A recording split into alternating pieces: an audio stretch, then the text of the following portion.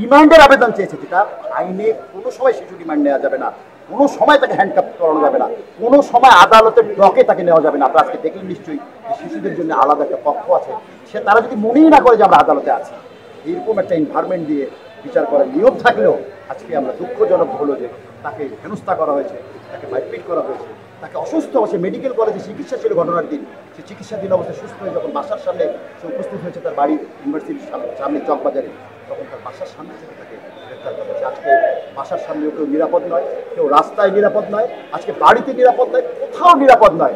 আমরা নিরাপদ পৃথিবী, নিরাপদ দেশ করার জন্য আজকে সবাই উত্তাল হয়ে গেছে। এই উত্তাল জায়গা থেকে আমরা এড়িয়ে আসতে চাই। আমরা চাই আইনের শাসন প্রতিষ্ঠিত হোক, কোনো শিশু কোনো মানুষ যেন অযথা হয়রানির শিকার হয়ে না হয়, কোনো আসামি যেন ন্যায় বিচার থেকে বঞ্চিত না হয়, কোনো আদালত যেন সরকারের দিকে তাকিয়ে থেকে বিচার না করে, আদালত যেন সরকারের খোঁজাধারে না হয়, সরকার কি বলবে তার দিকে তাকিয়ে না থাকে। এটা আমরা চাই। আমরা এটা তীব্র নিন্দা জানাই। আমরা আদালতের বিচারের কাছে উদাত্ত আহ্বান জানাই, আপনারা আপনাদের সঠিক দায়িত্ব পালন করুন।